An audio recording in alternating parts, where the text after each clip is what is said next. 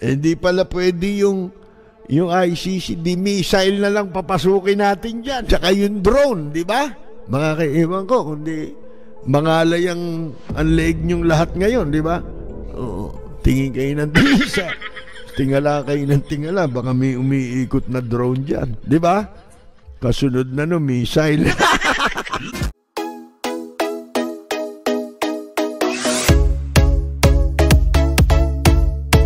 Alam nyo, yung hindi nila, pag-alis sa pwesto, hindi na ho bago yan para kay Presidente Digong nyo. Kasi yung Davao, hindi nila na binitiwan ha?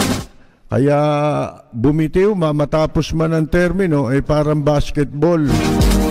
Ipinasa ang bola. Sabi ni Dear Kuya Cesar, narinig niyo na ba si Kuya Cesar na nag-announce sa basketball? Sabi niya at ipinasa ang bola. Bagal. At ipinasa ang bola kay Kuya Jaworski. Dito naman ipinasa ang bola kay Inday Sara. At kay Paulo. At kay Baste. At kay Bongo. Yun Sabi ni dating Senador Antonio Trillanes, malapit na raw maglabas ng warrant of arrest ang International Criminal Court laban kay dating Pangulong Rodrigo Duterte. Galing ang impormasyong yan kay dating Senador Antonio Trillanes IV na kilalang kritiko ng mga Duterte. According to my information, lalabas yung warrant by late second quarter of this year. Kaya nga hindi na nakakatulog Kung malayo pa itong malabo yan, bakit magpapanik itong mga ito? Ngayon, mga kaibigan, yan ang balita ngayon, di ba? Pero dinadownplay yan Ang sabi kasi ni Digong nyo, yun daw ICC walang jurisdiction o kapangyarihan sa ating bansa. Sabi mo lang yan. Hindi naman tangay yung mga yan mag-a-approve. Kahit magpaulit-ulit lang tayo, ulit-ulit din lang ang sasabihin nyo. Mas maganda na itong paniwalaan itong ICC dahil umuusad na Paano mo sasabihin sabi mo lang yun, walang jurisdiction. Pero may interpretation ng Supreme Court hindi pabor sa kanila yon. So hindi nila kinikilala, di ba? Ngayon, mga kaibigan, sabi lang nila yan, walang jurisdiction. Paulit-ulit lang kayo, walang jurisdiction, walang jurisdiction. Yun din ang sabi ni ni Rocco di ba? At ang sabi ng Supreme Court dyan, may jurisdiction, di ba? Sila lang nagsasabing hindi. Anong klaseng batas yan? Paano kung lahat ng tao ganyan ang sabihin? Hindi ako sakop niyan. Yung kaso nyo sa akin, hindi ako sakop niyan. Paano kung lahat yan? Ano mangyayari? Chaos. Di ba? Civil war na lang tayo. Yun ang mangyayari dito sa Pilipinas. Kasi lahat na tayo pwede magsabi niyan Di ba? O paano? Yung mga pinagbibintangan nyo ngayon, paano ngayon yun? Kung mag-iit yun, hindi ko kinikilala yan. Pwede ba yun? Hindi pwede, di ba? Sabi nga, we are a government of laws and not of men. Hindi ba? Lahat tayo, katulad nung sinasabi dati ni Mayor Lim na, anong sinasabi niya? Naging popular yun Yung, the law must be applied to all. Otherwise, none at all. Dapat tayong lahat ay napapailalim sa batas. Di ba? Walang no one is above the law. Sabi nga, siya above the law Gusto niya lahat ng sasabihin niya, yun lang ang tama. Pati pamimintas eh. Hindi naman yung sa ay, kahit na maganda kang tao, no? Maganda ang mukha mo, babae ka man, lalaki ka man, gwapo ka. Ang katunayan yan wala tayong karapatang mamintas eh. 'Di ba? Sa nakikita natin sa tao, pwede yung pabulong. Si ang laki ng tiyan, no? 'Di ba? Si digong niyo, ang pangit, 'di ba? Tayo lang 'yon, 'di ba? Nagbubulungan lang tayo, nagkakatuwaan lang tayo. Pero yan, sabihin mo sa public, hindi tama yon, hindi maganda yon. Akalain mo, pintasan si Gordon. Ang sabi, tatawagin niya, may Dracula pa tatawagin niya raw si Dracula, mga kaibigan, at ipapakagat niya raw si Gordon. Hindi ka na nahiya dyan sa Ang laro mo dyan, buhay. Ang kapital mo, dugo. Kaya ko lang kung makausap ko si Dracula, ipakagat kita natutulog, kunin lahat dugo mo. Marami kang dugo, kanang katawan mo, bilog na bilog, puro dugo yan. Hindi, kilala mo ko all these years. Hindi mo ako nakita nagbabastos na tao. Si Batman ba, hindi mo tatawagin? Sino ba? Si Suma, ayaw mong tawagin. Sipin mo, walang iyang buhay ito, mga kaibigan. Ito ba'y gobyerno? Presidente ba to? Ang kalahin mo sabihin niya yun, ikaw yung trabaho mo, dugo. Siyempre, Red Cross yun di sana White Cross.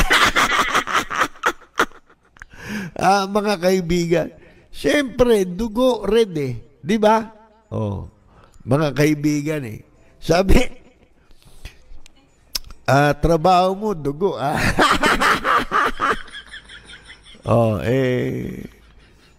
tawagin ko si Dracula. Tatawagin niya raw si Dracula. Tapos sabi niya, ipakagat kita. Pag natutulog daw.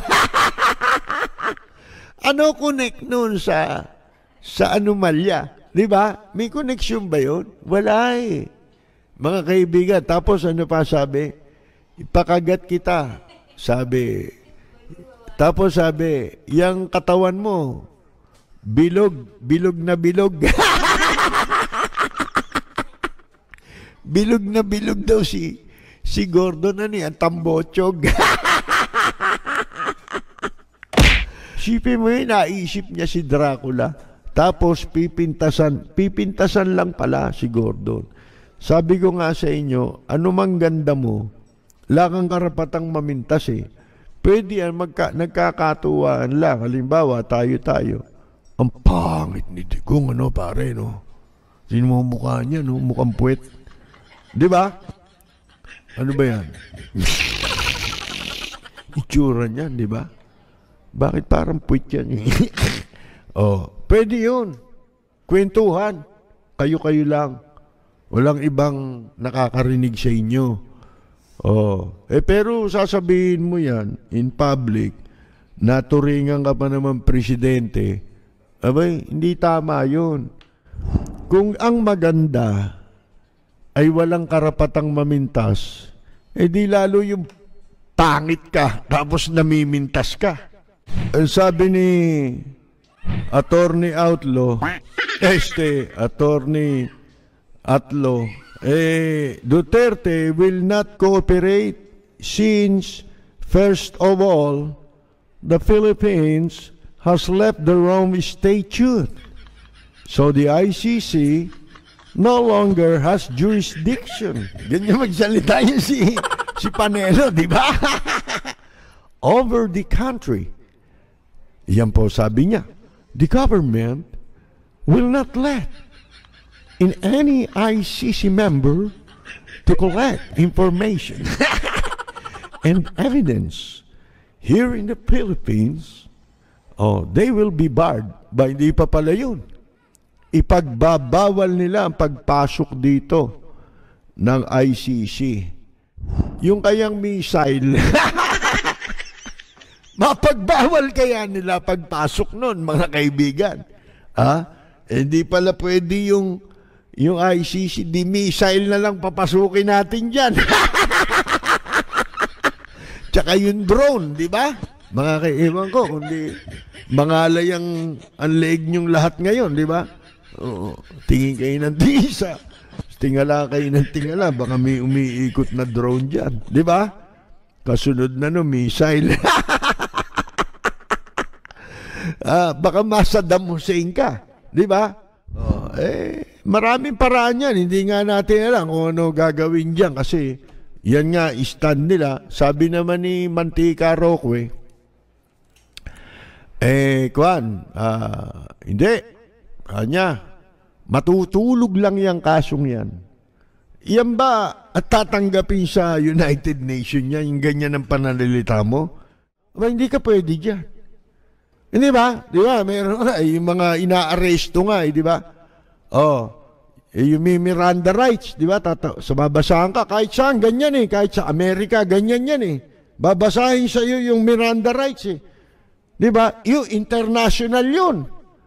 Yung Miranda rights na you have the right to remain silent, meron kang karapatang manatiling wag magsalita, di ba? Etc. Sapagkat ang anumang sasabihin mo ay maaring gamitin laban sa iyo. Hindi mo ba alam yan? Harry Roque! Sabi, hindi tayo tanggapin dito sa Pilipinas, hindi pa papasukin. Hindi nyo nga papapasukin. Sana kung yung ang tingin mo yung ICC per se, yung nasa The Hague. Hindi. Ang ICC binubuo ng mga bansa na miyembro niyan. Yung mga signatory state, mga kaibigan. Tayo lang yung kumalas. Paano yung ibang mga bansa? Magtutulong-tulong yan para maipatupad ang kanilang mga hakbang, alinsunod sa kanilang mandato, alinsunod sa batas na nasasaad sa Rome Statute. Pwede nilang i-exercise ang kanilang kapangyarihan. At ito ay matatawag nating isa sa mga indikasyon na ang tadhana ay talagang kumikilos. Kumikilos ang tadhana. Hindi po pwede yan na para kasi Hitler, di ba? Walang diktador na nagtagal. Wala ho.